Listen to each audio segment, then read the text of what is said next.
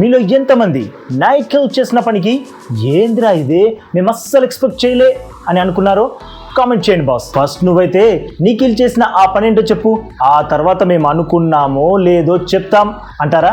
సరే, సెట్ అయిన వాళ్ళకి హార్ట్ ఇచ్చి సెట్ కాని వాళ్ళకి హార్ట్ బ్రేక్ ఇవ్వడం అన్న ఫన్నీ గేమ్లో నిఖిల్ పృథ్వీకి హార్ట్ ఇచ్చి సోనియాకి హార్ట్ బ్రేక్ ఇవ్వడం చూసినప్పుడు నాకు కలిగిన ఎగ్జాక్ట్ ఫీలింగ్ ఇది.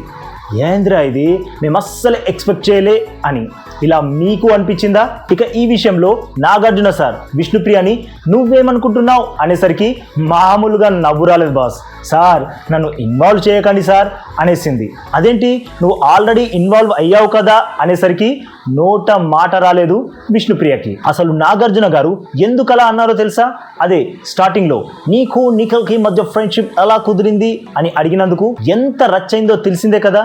దాన్ని ఉద్దేశించే నాగార్జున గారు అలా అన్నారు.